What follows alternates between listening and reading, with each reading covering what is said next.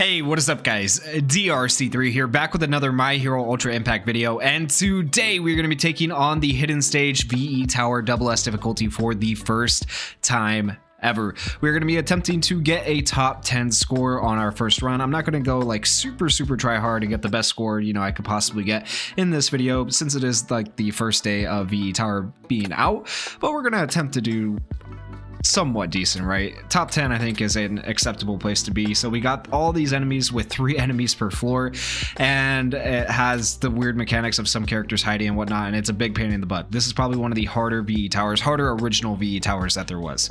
This is going to be my first floor team. This is my second floor team right here, and then next we have my third floor team. And if at any point you need to see these teams, go back, pause the video, and check out the teams and the memories that I have.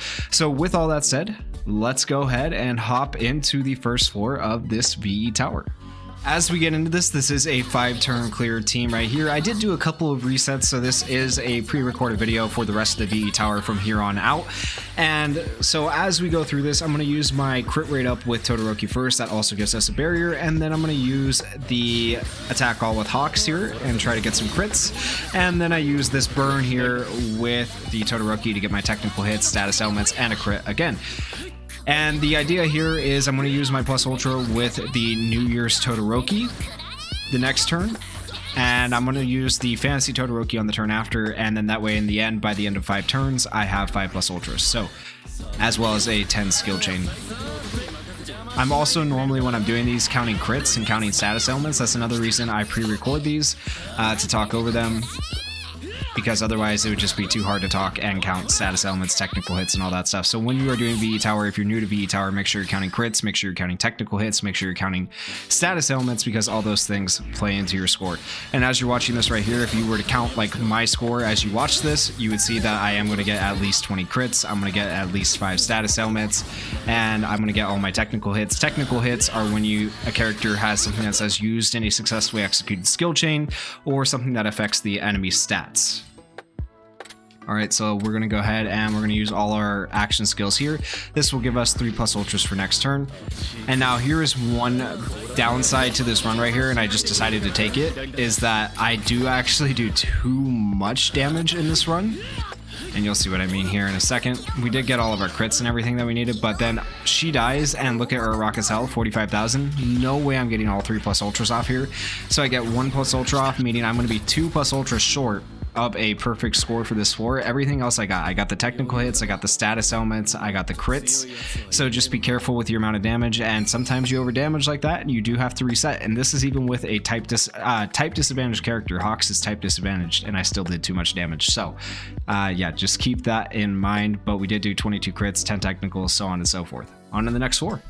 For this floor, this is another 5-turn clear team. I'm using the Midnight, the Bakugo, and the new Fantasy Uraraka. I don't think this is a perfect 5-turn clear team, if I remember right. It comes very close. I think I am like 1 plus ultra off in the end. Yeah, it's 1 plus ultra off in the end. I think 1 skill chain off in the end, so I'm missing 20 points on the 5-turn clear, I think, if I remember right. We'll see here at the end. I recorded this like way earlier today, guys, so I apologize for not remembering. But this team is very easy to hit all your status elements with. It works really well because Bakugo has its blind. Midnight obviously has a ridiculous amount of charm and stun, and then Uraraka also has a stun. So the reason I run the Uraraka on this team as opposed to like other characters is because she does have the crit rate up, and she also does have the stun that helps the team. And so right here, Bakugo is going to do 99 damage. You'll notice that I don't do my Bakugo at the end of the skill chain. I do have friendly reinforcements on him for a technical hit. So the reason I don't do him at the end of a skill chain is because he would do too much damage earlier on, and I was trying to make that damage last. So if you go back and watch the video, you would notice that I don't use him at the end of my 3 skill chain like I normally would with friendly reinforcements, because I didn't want him to do too much damage and gain too many sacks too early. Alright, and so right here is where we get our 4th plus ultra, and I was a little bit worried about damage. I actually reset this a bunch of times because I did too much damage, so this team almost does too much damage, so you do have to be careful. But we do get the 4 plus ultras there, and unfortunately we are short, I think, on the, besides the plus ultras, we're short on one more thing. That other thing was the status element. Nope, not status elements. Okay, no, we were short on, nope, just plus ultras. Okay, I was wrong. Counted wrong. All right, we were just short on plus ultras, so that pretty good score, honestly. If we could have just got one more plus ultra, it would have been like a perfect 5-turn clear. So this is honestly a really solid team, actually, now that I look at it and now that I look back at it. It's decent. All right, for the final floor against Twice and Toga. This one is interesting because it's one of the only VE Tower 4s where it actually has characters respawn, and these Twices will respawn kind of infinitely. So you can do, I'm using the new Purple Endeavor here. This guy's really, really good, but you can kind of do this for a majority of like different ways. There's so many different ways to do it. Ideally, you want to kill one of those Twices turn 1. That way he respawns on turn 4, and this is a 4-turn clear floor right here. And the reason you want him to respawn on turn 4 is so you have an extra person to land crits on turn 4. So if you don't kill one of the Twices turn 1, then you might have to reset. That way you have one of the Twices respawning turn 4, so you get those extra crits and status elements and stuff like that. You're going to get the status elements regardless, just having this Dobby on your team. So I honestly didn't even count status elements on this because the Dobby and Endeavor, like, it's so consistent, you're never ever going to need to count status elements. So all you're counting right here is crits, which is another nice thing about this team.